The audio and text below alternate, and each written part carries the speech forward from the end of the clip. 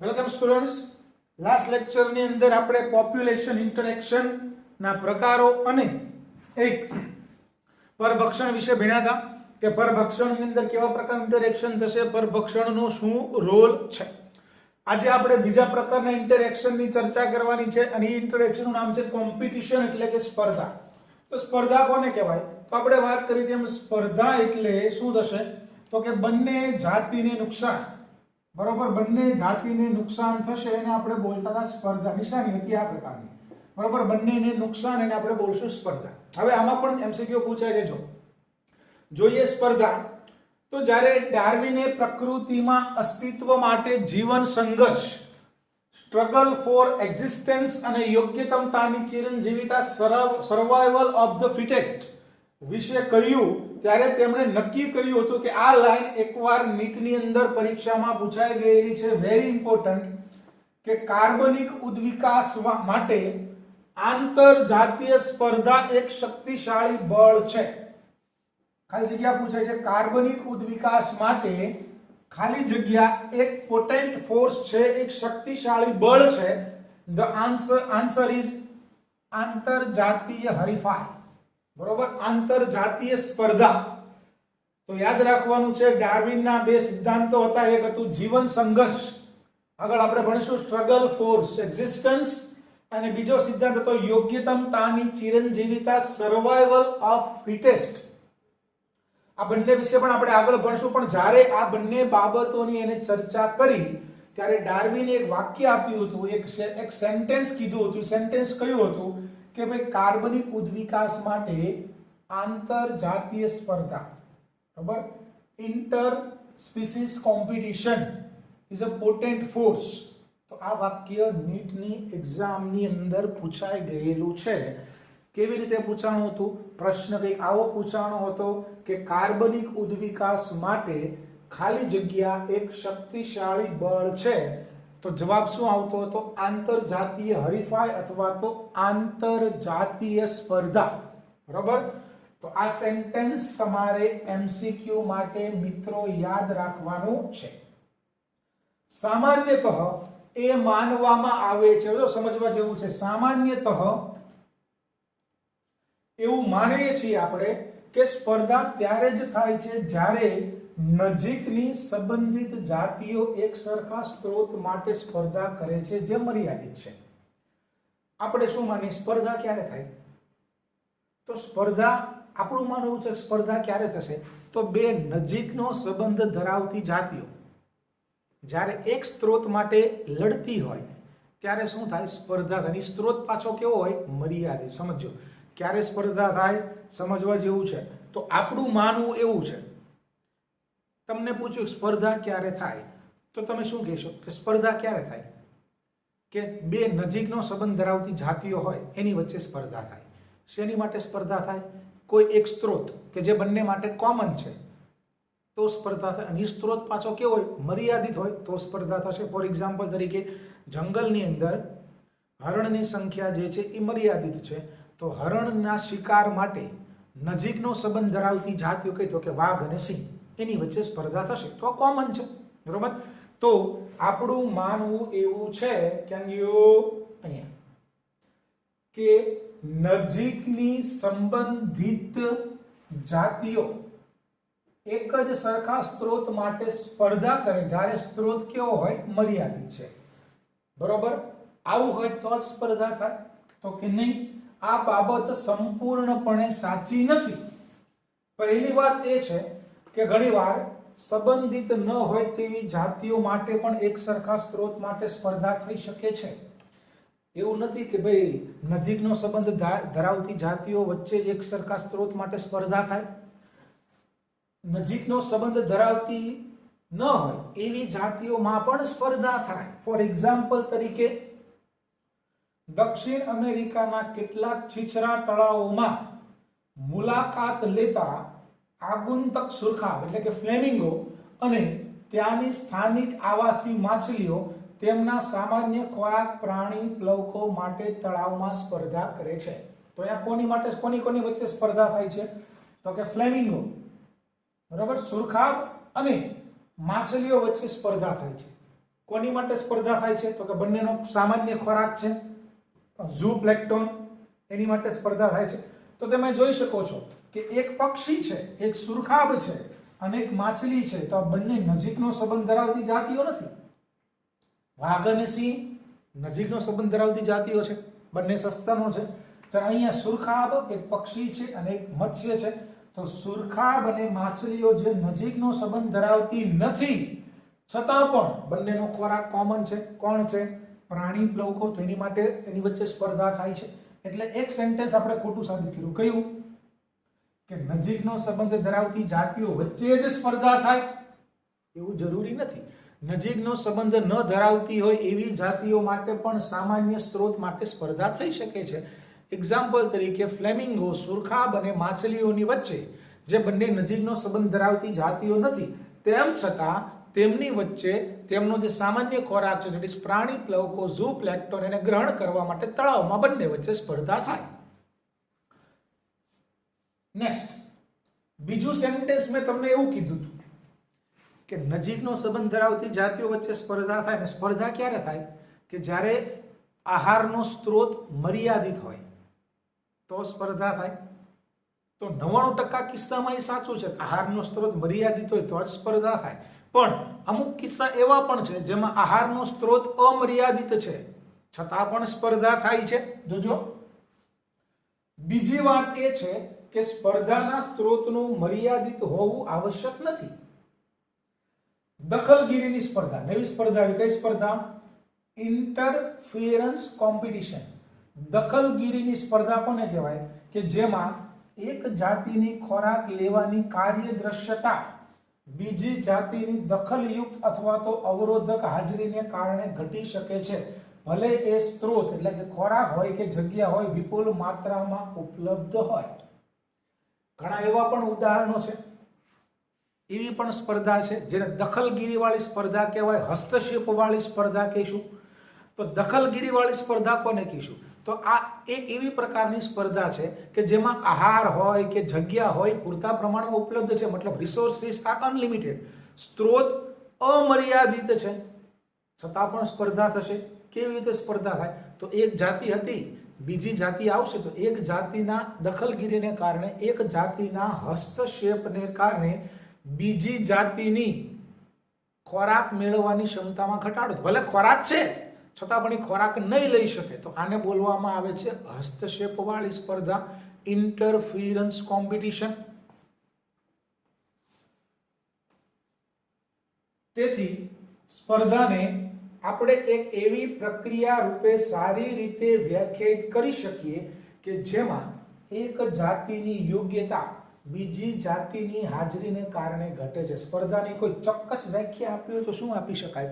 તો સ્પર્ધાની વ્યાખ્યા આપણે એવી આપી શકીએ કે સ્પર્ધા એટલે શું? તો કે સ્પર્ધા એટલે બે જાતિ વચ્ચે સ્પર્ધા થતી હોય જેમાં એક જાતિની યોગ્યતાને કારણે બીજી જાતિને અસર થાય, બીજી જાતિની હાજરીમાં એની સંખ્યામાં નોંધપાત્ર ઘટાડો થાય. આને આપણે બોલશું સ્પર્ધા.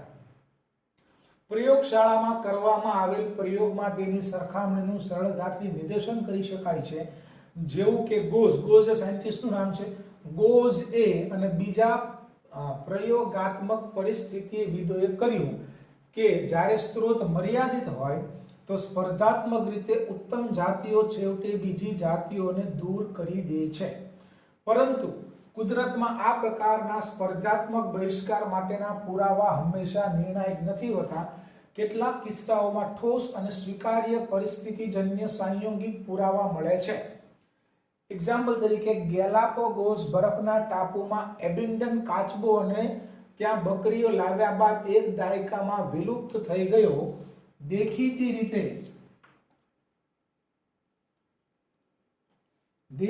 રીતે બકરીઓની મહત્તમ ચરણ દ્રશ્યતાને કારણે જ. ફરી વાત શું કહેવા માંગે છે એની વાત કરીએ.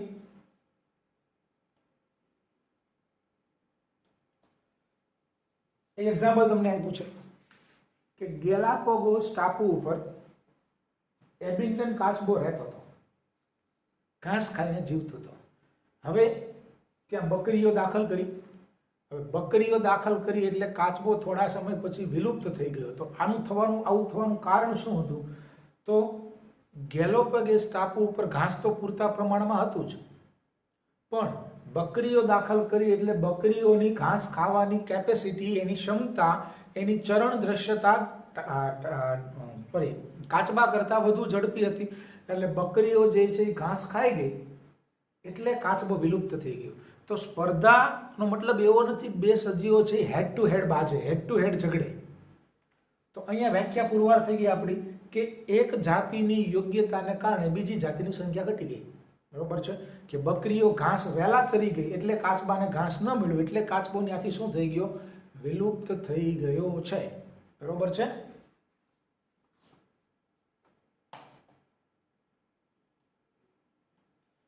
પ્રકૃતિમાં સ્પર્ધા થવાનો બીજો પુરાવો સ્પર્ધાત્મક મુક્તિ, સ્પર્ધા મોચન છે. હરીફ રૂપે ઉત્તમ જાતિની હાજરીને કારણે જે જાતિનું વિતરણ નાના ભૌગોલિક વિસ્તાર પૂરતું પ્રતિબંધિત થઈ ગયું છે તે સ્પર્ધા જાતિને પ્રયોગાત્મક રીતે દૂર કરી દેવાથી તેનો વિતરણ વિસ્તાર નાટકીય રીતે ફેલાઈ જાય છે. હવે જો આ વાક્યનો મતલબ, જો તમારે ગેલાપાગોસ ટાપુ ઉપર કાચબાને ફરીવાર લાવવો છે, કાચબાને જીવાડવો છે, તો આપણે શું કરવું? ઘાસ ઉગાડશું નહીં, બકરીને ત્યાંથી દૂર કરો. બકરીને ત્યાંથી દૂર કરી દઈશું એટલે ઓટોમેટિકલી કાચબાનો વિકાસ જે છે એ થશે. ઓટોમેટિક એબિંગટન કાચબાની સંખ્યામાં વધારો જે છે એ થશે. તો આને શું બોલવામાં આવે છે? સ્પર્ધા મોચન, સ્પર્ધાત્મક મુક્તિ.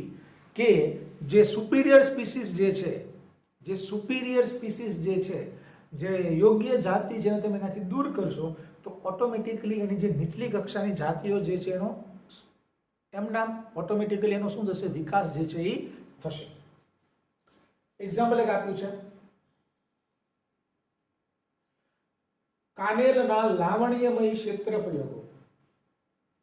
વૈજ્ઞાનિકનું નામ છે લાવણ્યમય ક્ષેત્ર પ્રયોગો. કોનેલ્સ એલિગન્ટ ફિલ્ડ એક્સપેરિમેન્ટે દર્શાવ્યું કે સ્કોટલેન્ડના પથરાળ સમુદ્ર તટ પર મોટા અને સ્પર્ધારૂપી ઉત્તમ બાર્નેકલ્સ ની આંતર જુવાળીય ક્ષેત્રમાં પ્રભાવિતા છે તથા તેને નાના બાર્નેકલ્સને તે ક્ષેત્રમાંથી ખસેડી દીધા. બરોબર. એક્ઝામ્પલ આપ્યું છે કે કોનેલના પ્રયોગો, કોનેલ્સ લાવણ્યમય ક્ષેત્ર પ્રયોગો, કોનેલ નામના વૈજ્ઞાનિકે કરેલા પ્રેક્ટિકલ્સ. બરોબર છે. એલિગન્ટ ફિલ્ડ એક્સપેરિમેન્ટ, લાવણ્યમય ક્ષેત્ર પ્રયોગોને શું દર્શાવ્યું કે ભાઈ સ્કોટલેન્ડના સમુદ્ર તટ ઉપર આવેલો પથરાળ વિસ્તાર, અને આ પથરાળ વિસ્તાર ઉપર બાર્નેકલ્સ માટે જગ્યા માટે સ્પર્ધા થાય. બે પ્રકારના બાર્નેકલ્સ છે. માથાભારે બાર્નેકલ્સનું નામ છે બાર્નેકલ્સ બાલારસ, અને જે નબળા બાર્નેકલ્સ છે, સોજા, જેનું નામ છે બાર્નેકલ્સ ચેથેમેલસ. હવે આ માથાભારે છે, બરોબર, આ સોજા છે, મતલબ આ મોટા અને ઉત્તમ છે, યોગ્ય છે, આ નાના છે, બરોબર. તો આને શું કરી દીધા? જગ્યા માટે આ બંને વચ્ચે સ્પર્ધા થઈ. આ માથા ભારે હતા, આ બિચારા સોજા હતા, તો આને શું કરી દીધા? બગાડી દીધા, ખસેડી દીધા છે. સામાન્ય રીતે માંસાહારીઓ કરતા તૃણાહારીઓ અને વનસ્પતિઓ હરીફાઈ દ્વારા વધુ પ્રતિકૂળ રીતે અસરકારક જણાય છે. માંસાહારીઓ કરતા તૃણાહારીઓ અને વનસ્પતિઓ હરીફાઈ દ્વારા વધુ પ્રતિકૂળ રીતે અસરકારક જણાય. શું કીધું છે કે ભાઈ બધાની વચ્ચે સ્પર્ધા થાય, તૃણાહારીઓ વચ્ચે પણ સ્પર્ધા થાય, માંસાહારીઓ વચ્ચે પણ સ્પર્ધા થાય, વનસ્પતિઓ વચ્ચે પણ સ્પર્ધા થાય, પણ સ્પર્ધાની અસર કોને વધારે થાય? તો માંસાહારીઓને સ્પર્ધાની બહુ ખાસ અસર થતી નથી, પણ તૃણાહારીઓ અને વનસ્પતિઓ જે છે એને હરીફાઈની વધારે અસર જે છે એ જણાય છે. ગોસનો સ્પર્ધા નિષેધનો નિયમ શું કહે છે? Gause competitive exclusion principle. ગોસનો સ્પર્ધા નિષેધનો નિયમ પરીક્ષામાં પૂછાઈ ગયેલો એમસીક્યુ છે ઘણી બધી વાર. ગોસનો કોમ્પિટિટિવ એક્સક્લુઝન પ્રિન્સિપલ. તો ગોસ એવું જણાવે છે કે એક જ પ્રકારના સ્ત્રોત માટે સ્પર્ધા કરવા વાળી બે નજીકનો સંબંધ ધરાવતી જાતિઓ અનંતકાળ સુધી સાથે રહી શકતી નથી કે સહઅસ્તિત્વ ધરાવતી નથી, અને અંતે સ્પર્ધા રૂપે નિમ્ન ઉતરતી જાતિને વિલુપ્ત કરી દેવામાં આવશે. શું કીધું છે? ગોસનો સ્પર્ધા નિષેધનો નિયમ શું કહે છે કે નજીકનો સંબંધ ધરાવતી હોય અને જેનો સ્ત્રોત એક હોય, એક જ પ્રકારના સ્ત્રોત માટે સ્પર્ધા કરવા વાળી બે નજીકનો સંબંધ ધરાવતી જાતિઓ લાંબા સમય સુધી અનંતકાળ સુધી સાથે રહી શકતી નથી કે સહઅસ્તિત્વ ધરાવતી નથી, અને બંનેમાંથી જે નિમ્ન કક્ષાની હશે, નિમ્ન હશે, ઉતરતી જાતિ હશે, ધીમે ધીમે વિલુપ્ત થઈ જશે. શું કીધું છે? એક જ પ્રકારના સ્ત્રોત માટે સ્પર્ધા કરવા વાળી બે નજીકનો સંબંધ ધરાવતી જાતિઓ છે જેનો સ્ત્રોત એક જ છે. તો આ બે નજીકનો સંબંધ ધરાવતી જાતિઓ છે જેને ખાવા એક જ વસ્તુ જોઈએ છે, તો લાંબા સમયગાળા માટે સાથે ના રહી શકે. એક સમય એવો આવશે ને આવશે જ કે આ બે જાતિઓમાંથી જે સક્ષમ હશે એ ટકશે, અને જે અસક્ષમ હશે, જે ઉતરતી કક્ષાની જાતિ હશે, ધીમે ધીમે આથી શું થશે? વિલુપ્ત થઈ જશે, દૂર કરી દેવામાં આવશે. એવું ત્યારે જ સાચું છે કે જ્યારે સ્ત્રોત મર્યાદિત હોય, અન્યથા મતલબ આ ક્યારે સાચું છે કે એક જ પ્રકારના સ્ત્રોત માટે સ્પર્ધા કરવા વાળી બે નજીકનો સંબંધ ધરાવતી જાતિઓ અનંતકાળ સુધી સાથે નહીં રહી શકે કે સાથે સહઅસ્તિત્વ નહીં ધરાવી શકે. એક દૂર થશે અને એક ટકી રહેશે, પણ ક્યારે? કે જ્યારે જેની માટે સ્પર્ધા કરે છે સ્ત્રોત કેવો હોય? લિમિટેડ હોય, નકર ન થાય. લિમિટેડ હોય તો થશે. સ્પર્ધા વિશેના વધુ વર્તમાન અભ્યાસ આવી કુલ સર્વ માન્યતાની સહાય કરતો નથી.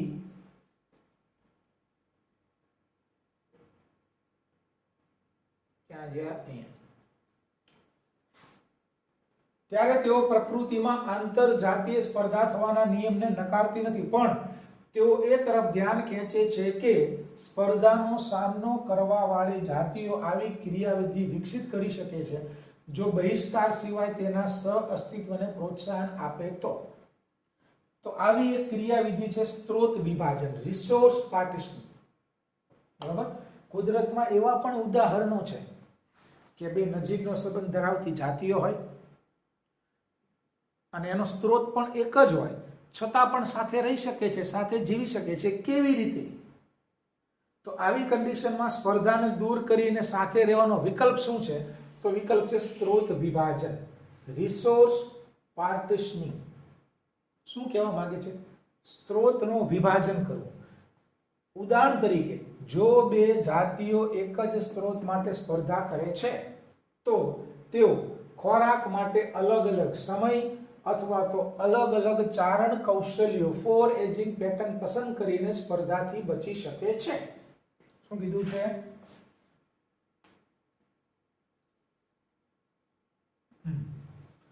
કે બે નજીકનો સંબંધ ધરાવતી જાતિઓ છે જેનો સ્ત્રોત એક જ છે, છતાં પણ એને સાથે રહેવું છે. શું કરી શકે? તો સ્ત્રોત વિભાજન, રિસોર્સ પાર્ટીશનિંગ. કે બે જાતિઓ જો એક જ સ્ત્રોત માટે સ્પર્ધા કરે છે તો તેઓ શું કરે? અલગ અલગ સમય માટે અલગ અલગ સમય ખોરાક મેળવવાની કોશિશ કરશે, જેના કારણે સ્પર્ધા ન થાય, અથવા તો પોતાની ખોરાક મેળવવાની પેટર્ન, અલગ અલગ ચારણ કૌશલ્યો પસંદ કરીને સ્પર્ધામાંથી બચી શકે છે. અલગ અલગ સમયે શિકાર માટે જશે, અથવા તો શિકારના અલગ અલગ ભાગોનો પોતાના ખોરાક તરીકે ઉપયોગ કરશે, પોતાના શિકાર કરવાની પેટર્નને બદલશે. આવું કરશે તો ભલે સ્ત્રોત એક છે છતાં પણ દરેકને પૂરતા પ્રમાણમાં મળી રહેશે અને એકબીજા સાથે એને સ્પર્ધામાં નહીં ઉતરવું પડે. બરોબર?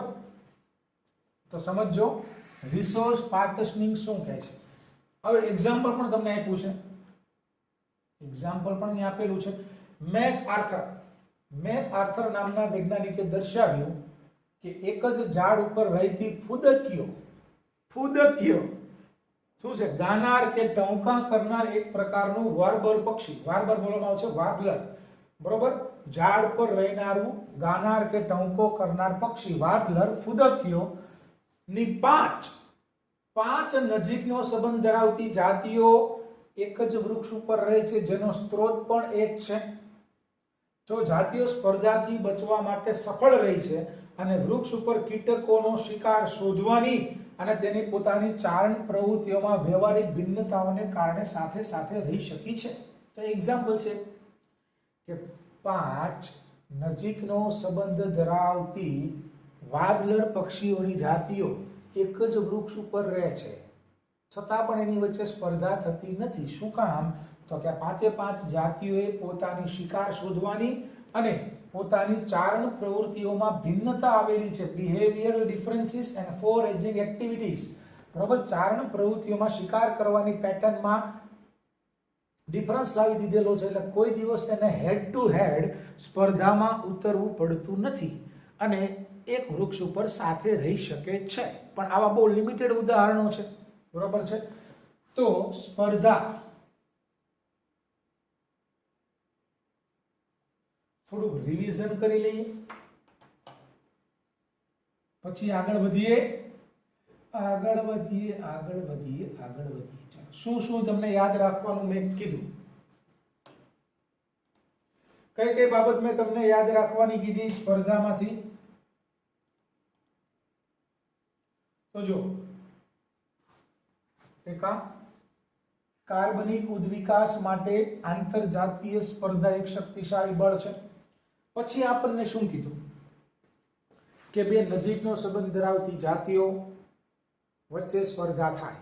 ક્યારે થાય? જ્યારે બંનેનો સ્ત્રોત એક હોય. અને ક્યારે થાય? જ્યારે સ્ત્રોત મર્યાદિત હોય. આવું તો થાય જ, આવું હોય ત્યારે સ્પર્ધા થાય જ. પણ કુદરતમાં એવા પણ ઉદાહરણો છે કે બે નજીકનો સંબંધ ધરાવતી ન હોય એવી જાતિઓ વચ્ચે પણ સ્પર્ધા થાય. તો એ પણ સાચું છે. એક્ઝામ્પલ શું આપ્યું તમને કે દક્ષિણ અમેરિકાના છીછરા તળાવોની અંદર એક પક્ષી સુરખાબ અને માછલીઓ એની વચ્ચે સ્પર્ધા થાય છે. આ બંને નજીકનો સંબંધ ધરાવતી જાતિઓ નથી, છતાં પણ તળાવની અંદર એના સામાન્ય સ્ત્રોત પ્રાણી પ્લવકોને ખોરાક તરીકે લેવા માટે બંને વચ્ચે સ્પર્ધા થાય છે. તો એવું ફિક્સ નથી કે નજીકનો સંબંધ ધરાવતી જાતિઓ જ વચ્ચે સ્પર્ધા થાય. બીજી બાબત, બીજું સેન્ટેન્સ આપણે એવું કીધું કે સ્ત્રોત મર્યાદિત હોય તો જ સ્પર્ધા થાય. તો કુદરતમાં એવા પણ ઉદાહરણો છે જ્યાં સ્ત્રોત અમર્યાદિત છે છતાં પણ સ્પર્ધા થાય છે. એનું એક્ઝામ્પલ કીધું કે એબિંગટન કાચબો અને બકરી ઘાસ પૂરતા પ્રમાણમાં છે, બરોબર, છતાં પણ સ્પર્ધા થઈને કાચબો દૂર થઈ ગયો. તો આવી સ્પર્ધાને આપણે બોલશું હસ્તક્ષેપ વાળી સ્પર્ધા. હસ્તક્ષેપ વાળી સ્પર્ધા કોને કહેવાય? તો એક જાતિની વધુ કાર્યદ્રશ્યતાને કારણે અન્ય જાતિની કાર્યક્ષમતામાં ઘટાડો થાય ધીમે ધીમે દૂર થાય, આવી સ્પર્ધાને આપણે બોલશું હસ્તક્ષેપ વાળી સ્પર્ધા. એક્ઝામ્પલ પણ આપણે ભણ્યા કાચબો અને બકરી વાળું. તો કાચબો દૂર થઈ ગયો એનું કારણ શું હતું? તો કે બકરીની ઘાસ ચરવાની તીવ્ર ક્ષમતાને કારણે, બરોબર છે. બીજો એક શબ્દ આવ્યો સ્પર્ધા મુક્તિ. સ્પર્ધા મોચન, કોમ્પિટિશન રિલીઝ કરવા માટે તમે શું કરશો? તો જે છે જે ઉચ્ચ કક્ષાની જાતિ જે છે, જે સુપીરિયર સ્પીસીસ જે છે તમે ત્યાંથી દૂર કરી દેશો તો ઓટોમેટિકલી જે બીજી જાતિ છે એનો ઓટોમેટિકલી શું થશે? વિકાસ જે છે એ થશે. બીજું એક આ બાલાનસનું એક્ઝામ્પલ આપણે ભણ્યા, બરોબર છે. ત્યાર પછી આપણે ભણ્યા ગોઝનો સ્પર્ધા નિષેધનો નિયમ. તો ગોઝનો સ્પર્ધા નિષેધનો નિયમ શું કહે છે કે નજીકનો સંબંધ ધરાવતી જાતિઓ, બરોબર, કે જે એક જ સ્ત્રોત માટે સ્પર્ધા કરતી હોય લાંબા સમયગાળા માટે સાથે રહી શકતી નથી કે સહઅસ્તિત્વ ધરાવતી નથી, અને જે નિમ્ન કક્ષાની જાતિ છે ધીમે ધીમે દૂર થશે. પણ આ ક્યારે સાચું છે? જ્યારે સ્ત્રોત મર્યાદિત હોય ત્યારે. પણ આ વાક્ય પણ 100% સાચું નથી, બરોબર. 99% સાચું છે, પણ 1% કિસ્સામાં એ ખોટું પણ છે કે કુદરતમાં એવા ઘણા બધા ઉદાહરણો છે જેમાં નજીકનો સંબંધ ધરાવતી જાતિઓ જે છે એ સાથે રહી શકે છે, ભલે એનો સ્ત્રોત એક હોય અને મર્યાદિત હોય છતાં પણ. પણ આવું કરવા માટે શું કરવું પડે? તો આવું કરવા માટે કરવું પડે સ્ત્રોત વિભાજન, રિસોર્સ પાર્ટીશનિંગ. એક્ઝામ્પલ તમને આપ્યું કે નજીકનો સંબંધ ધરાવતી 5 ફુદકીઓ, 5 વાર્બલર પક્ષીઓની જાતિઓ જે છે એક જ ઝાડ ઉપર રહે છે, બરોબર છે, છતાં પણ એની વચ્ચે સ્પર્ધા થતી નથી. શું કામ? તેને શું કર્યું? તો કે પોતાને કીટકોની શિકાર શોધવાની અને પોતાના ચારણ પ્રવૃત્તિમાં ફેરફાર કરી દીધો, જેના કારણે તેઓ હેડ ટુ હેડ સ્પર્ધામાં ઉતરતા નથી. તો સ્ત્રોત વિભાજન. તો આટલી વસ્તુ તમારે સ્પર્ધામાંથી મિત્રો યાદ રાખવાની છે. ત્રીજા પ્રકારની આંતરક્રિયાની વાત કરીએ એ છે પરોપજીવન. પરોપજીવન એમ માનીએ છીએ કે જીવનનો પરોપજીવીનો પ્રકાર એ રહેવાની અને ખાવાની બિન ખર્ચાળ વ્યવસ્થાની ખાતરી આપે છે. પરોપજીવન એટલે શું? રહેવાનું મફત, ખાવાનું મફત. પરોપજીવન એટલે શું? રહેવાનું પણ મફત અને ખાવાનું પણ મફત, બરોબર. જીવનનો પરોપજીવીનો પ્રકાર એ શું છે? રહેવાની અને ખાવાની બિન ખર્ચાળ વ્યવસ્થા. કે કોઈ પરોપજીવી તમારા શરીરમાં રહે છે તો મફતમાં રહે છે, ને તમારું તમે જે ખાવ છો એમાંથી મફતનું એ ખાય છે. તો રહેવાનું મફત અને ખાવાનું મફત એટલે પરોપજીવન. તો એ આશ્ચર્યની વાત નથી. પરોપજીવન એ વનસ્પતિઓમાંથી લઈને ઉચ્ચ કક્ષાના પૃષ્ઠવંશીઓ સુધી ઘણા બધા વર્ગીકરણ સમૂહમાં વિકસિત થયેલું છે. ઘણા પરોપજીવીઓ એ વિશિષ્ટ યજમાનની જાતિઓ પ્રમાણે વિકસિત થાય છે. મતલબ એવા પ્રકારના પરોપજીવીઓ છે કે જે ફક્ત યજમાનની ચોક્કસ જાતિ ઉપર જ પોતાનું પરોપજીવન ગુજારે છે અને આ પ્રકારે યજમાન અને પરોપજીવી બંને સાથે જ વિકસિત થાય છે. એટલે કે જો યજમાને પરોપજીવીનો અસ્વીકાર કરવા કે પ્રતિકાર કરવા માટેની ખાસ ક્રિયાવિધિ વિકસિત કરે તો એક જ યજમાન જાતિની સાથે સફળ થવા માટે પરોપજીવી તેની ક્રિયાવિધિને નિષ્ફળ અથવા તો બિનઅસરકારક કરવા માટેની ક્રિયાવિધિ વિકસિત કરવી પડશે. બરોબર. કુદરતમાં ઘણા એવા ઉદાહરણો પણ છે કે કોઈ પરોપજીવી કોઈ સ્પેસિફિક યજમાનમાં જ વિકસિત થયેલા હોય. આપણે બોલશું આપણે યજમાન સ્પેસિફિક પરોપજીવી. બરોબર છે. કુદરતમાં કેટલાક ઉદાહરણો એવા પણ છે જેમાં કોઈ ચોક્કસ પ્રકારના પરોપજીવી કોઈ ચોક્કસ પ્રકારની જાતિ ઉપર જ પોતાનું પરોપજીવન ગુજારે છે. બધી જાતિ ઉપર પરોપજીવન ગુજારતા નથી. આને શું બોલાય? યજમાન સ્પેસિફિક પરોપજીવી. બરાબર. Host specific parasitism. યજમાન સ્પેસિફિક પરોપજીવીઓ. એનો મતલબ શું થાય કે જો યજમાન પરોપજીવીથી બચવા માટે કંઈક પ્રોસિજર અથવા તો કંઈક ક્રિયાવિધિ વિકસિત કરે તો પરોપજીવીને પણ એ જ યજમાનમાં ટકી રહેવું છે, તો પરોપજીવીને પણ યજમાન દ્વારા વિકસિત કરેલી ક્રિયાવિધિનો બહિષ્કાર કરવા માટે એ પણ શું થશે? વિકસિત જે છે એ થશે.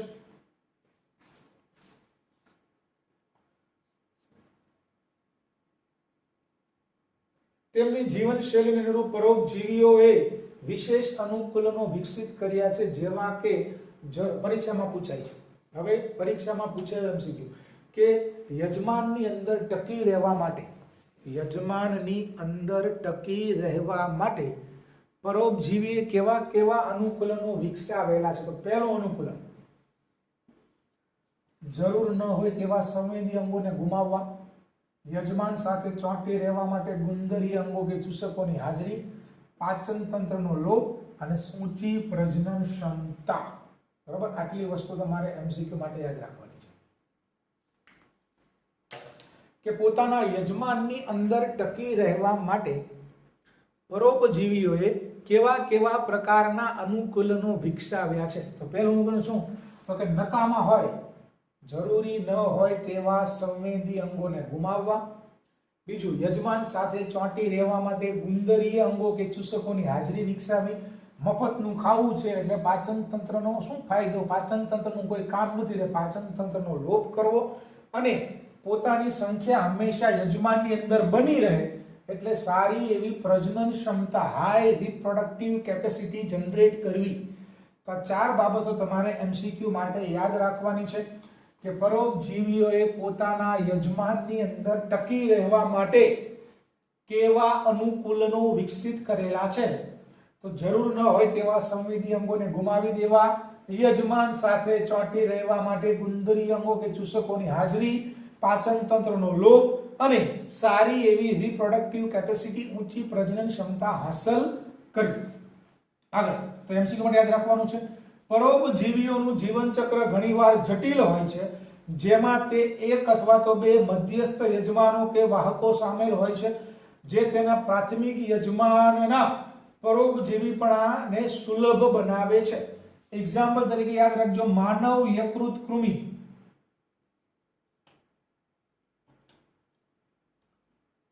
માનવ યકૃત કૃમિ ટ્રેમેટોડ પરોપજીવી તેના જીવન ચક્રને પૂર્ણ કરવા માટે બે યજમાન ગોકળગાય અને માછલી પર આધાર રાખે છે. તો પરીક્ષામાં પૂછશે માનવ યકૃત કૃમિના બે મધ્યસ્થ યજમાનો કયા? આપણે MCQ પરીક્ષામાં પૂછાઈ ગયેલો છે. માનવ યકૃત કૃમિના બે મધ્યસ્થ યજમાનો કયા? ટ્રેમેટોડ પરોપજીવી છે. આપણે યાદ રાખવાનું છે. તો માનવ યકૃત કૃમિ ધેટ ઇઝ ટ્રેમેટોડ પેરાસાઇટ્સ, એના બે મધ્યસ્થ યજમાન કયા? ગોકળગાય એટલે કે સ્નેલ અને ફિશ, માછલી પર આધાર રાખે છે. મલેરિયા વિશે આપણે ભણી ગયા છીએ. મલેરિયા પરોપજીવીના બીજા યજમાનના ફેલાવા માટે મચ્છર, માદા એનોફિલિસ મચ્છર પર આધાર રાખે છે. મોટા ભાગના પરોપજીવીઓ યજમાનને નુકસાન પહોંચાડે છે. તેઓ યજમાનની ઉત્તરજીવિતતા, વૃદ્ધિ અને પ્રજનનમાં ઘટાડો કરીને તેની વસ્તી ગીચતાને પણ ઘટાડી શકે છે. બીજું, તેઓ યજમાનને શારીરિક રીતે કમજોર બનાવીને પરભક્ષણ માટે વધુ અસુરક્ષિત બનાવી શકે છે. પરોપજીવી શું કરે? તો પરોપજીવી જે છે એ યજમાનને નુકસાન પહોંચાડે, એની ચિરંજીવિતા ઘટાડે, વૃદ્ધિ અને પ્રજનનમાં અડચણ ઊભી કરે અને સજીવોને મારીને વસ્તી ગીચતા પણ ઘટાડી શકે, અથવા તો યજમાનને રોગ કરીને શું કરે? કમજોર પાડી દે. હરણને રોગ થાય, હરણની અંદર પરોપજીવી, તો હરણ કમજોર બની જાય, એટલે સિંહ એનો ઝડપથી શિકાર કરી શકે. એવું પણ લખ્યું છે કે તેઓ યજમાનને શારીરિક રીતે કમજોર, ફિઝિકલી વીક બનાવીને પરભક્ષણ માટે વધુ અસુરક્ષિત બનાવી શકે છે. શું તમે એવું માનો છો કે એક આદર્શ પરોપજીવી યજમાનને હાનિ પહોંચાડ્યા સિવાય વૃદ્ધિ પામવા સક્ષમ થવું જોઈએ નહીં? ત્યારે પ્રાકૃતિક પસંદગીએ આવા સંપૂર્ણ રીતે હાનિકારક પરોપજીવીઓ શા માટે વિકાસ નથી કર્યો? બરોબર, એની આપણે કઈ જરૂર નથી. હવે ફટાફટ ચાલીએ. યજમાન સજીવની બાહ્ય સપાટી પર આહાર પૂર્તિ માટે આધાર રાખતા પરોપજીવીઓને આપણે બાહ્ય પરોપજીવી કહેવાય. એટલે બે પ્રકારના પરોપજીવી છે. અંદર રહીને જીવતા હોય તો અંતઃ પરોપજીવી, બહાર રહીને જીવતા હોય તો બાહ્ય પરોપજીવી. મનુષ્ય ઉપર જૂ, યાદ રાખજો. બાહ્ય પરોપજીવી ઉદાહરણ શું? તો કે મનુષ્ય ઉપર જૂ, લાઈસ નો સમૂહ, કૂતરા ઉપરની બગાઈઓ, ટિક્સ, ઘણી સામુદ્રિક માછલીઓ બાહ્ય પરોપજીવીઓ અરિત્રપાદ, કોપેપોડ્સ દ્વારા અસરગ્રસ્ત થાય છે. એક્ઝામ્પલ આપ્યા છે બાહ્ય પરોપજીવીના, કે માથામાં પડતા જૂ, ટોલા, કૂતરા ઉપર જોવા મળતી ટિક્સ, બગાઈઓ, પછી ઘણા કોપેપોડ સજીવો જે છે એ બાહ્ય માછલી ઉપર બાહ્ય માછલીના બહારના શરીર ઉપર ચોંટેલા હોય, બરોબર. તો ઘણી સામુદ્રિક માછલીઓ બાહ્ય પરોપજીવી એટલે કે એનું નામ છે અરિત્રપાદ, જેના બોલવામાં આવે છે કોપેપોડ્સ દ્વારા અસરગ્રસ્ત થાય છે. તો કોપેપોડ્સ એટલે કે અરિત્રપાદ માછલી ઉપર પરોપજીવી છે, બગાઈઓ કૂતરાની શરીર ઉપર ચોંટેલી હોય, ટોલા આપણા માથામાં પડે પરોપજીવી છે, બાહ્ય પરોપજીવી છે. અમરવેલ ભણી ગયા આપણે. અમરવેલ એ પરોપજીવી વનસ્પતિ છે જે સામાન્યતઃ વાળ ઉપર ઉગતી વનસ્પતિ ઉપર વૃદ્ધિ કરે છે. અમરવેલ ભણી ગયા. અમરવેલ સંપૂર્ણ પરોપજીવી, વાંદો અપૂર્ણ પરોપજીવી ભણી ગયા છીએ આપણે. અમરવેલે શું કર્યું? તો અમરવેલે ઉદ્વિકાસ દરમિયાન પોતાનું હરિતદ્રવ્યને પર્ણો ગુમાવી દીધા અને તે યજમાન વનસ્પતિમાંથી પાણી, તૈયાર ખોરાક બધું મેળવે છે, જે તેનું પરોપજીવીપણું સૂચવે છે. માદા મચ્છરને પરોપજીવી માનવામાં આવતો નથી, તેમ છતાં પ્રજનન માટે તેને આપણા લોહીની જરૂર પડે છે. શું તમે સમજાવી શકો છો શા માટે? હવે પરોપજીવી કોને કહેવાય? તો કે મેં તમને કીધું રહેવા અને જમવાની ફ્રી વ્યવસ્થા, રહેવાની વ્યવસ્થા અને જમવાની ફ્રી વ્યવસ્થા એટલે પરોપજીવી. માદા મચ્છર જે છે તો મચ્છર જે છે એને પરોપજીવી માનવામાં આવતો નથી. શું કામ? તો કે એ માત્ર આહાર માટે, અને આહારમાં પણ શું કીધું છે તો કે પ્રજનન માટે આપણા બ્લડની જરૂર પડે છે, એને રહેવા માટે આપની જરૂર પડતી નથી, એટલે પરોપજીવી ગણી શકાય નહીં.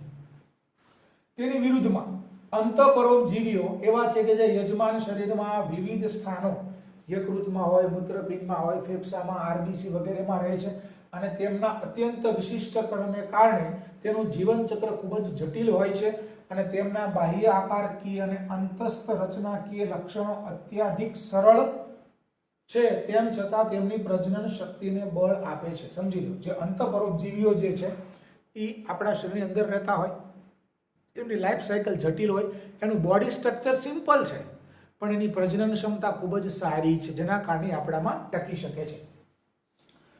નેક્સ્ટ, પક્ષીઓમાં અંડપરોપજીવન અને પરોપજીવનનું રસપ્રદ ઉદાહરણ યાદ રાખજો, પરીક્ષામાં પૂછાયેલો પ્રશ્ન છે બ્લડ પેરિસ્ટાલ્સિસ, જેમાં પરોપજીવી પક્ષી પોતાના ઈંડા તેના યજમાનના માળામાં મૂકે છે અને યજમાનને ઈંડાને સેવવા દે છે, બરોબર. ઉદ્વિકાસની પ્રક્રિયા દરમિયાન પરોપજીવીના ઈંડા કદ અને રંગમાં યજમાનના ઈંડાની સાથે મળતા આવે છે, તેથી યજમાન ઈંડાની સાથે જ વિકસિત થઈ જાય તો યજમાન પક્ષી દ્વારા વિજાતીય ઈંડાને શોધી કાઢવાની તથા માળામાંથી તેમને નીકળી જવા માટેની તક ઓછી થઈ જશે. એક્ઝામ્પલ તમે છે કોયલ અને કાગડો.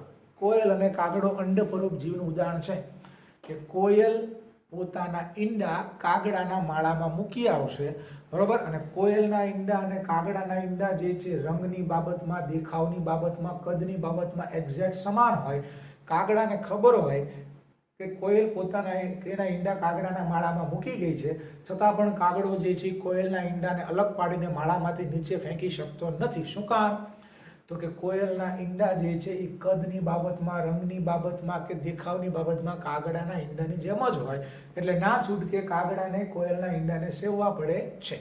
આને બોલવામાં આવે છે અંડપરોપજીવન, બ્લડ પેરિસ્ટાલ્સિસ, બરોબર.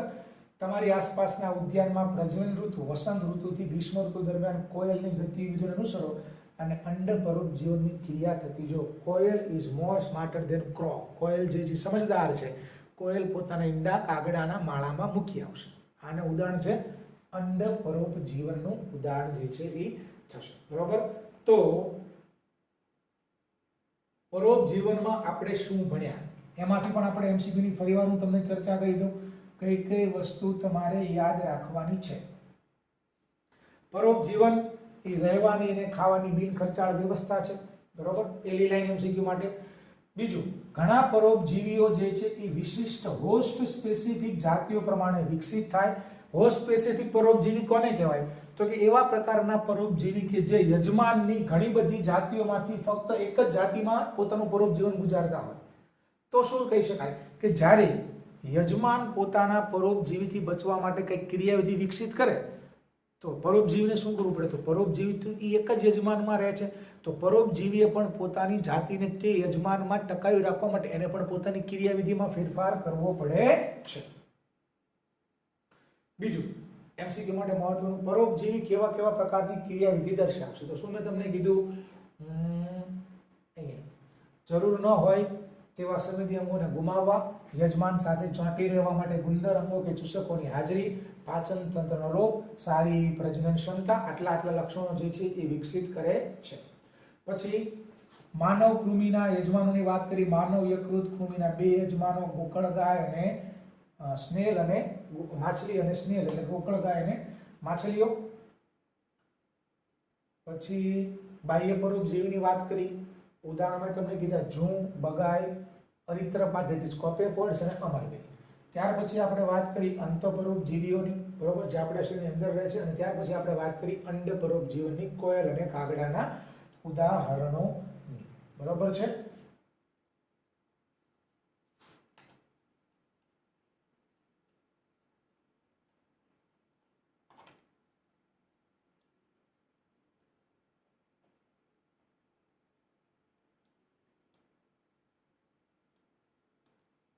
તો આજે આપણે બે વસ્તુ જ ભણીશું, કારણ કે હવે પછી 3 વસ્તુ રહે છે એટલે લેક્ચર લાંબો થઈ જાય. બાકીની 3 જે છે આપણે પછી ભણીશું. તો આજના લેક્ચરની અંદર આપણે બે વસ્તુ ભણ્યા, સ્પર્ધા અને પરોપજીવન. તો સ્પર્ધા અને પરોપજીવનમાંથી ઘણા બધા MCQs જે છે તમારી પરીક્ષામાં અવારનવાર એક્ઝામમાં પૂછાય છે.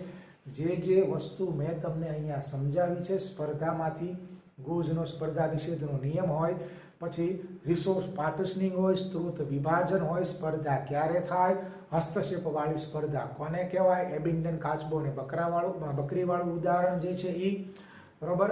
તો જેટલી વસ્તુ મેં તમને સ્પર્ધામાંથી કીધી અને પરોપજીવનમાંથી કીધી, દરેક વસ્તુ તમારે સમજી વિચારીને યાદ રાખવાની છે, બરોબર.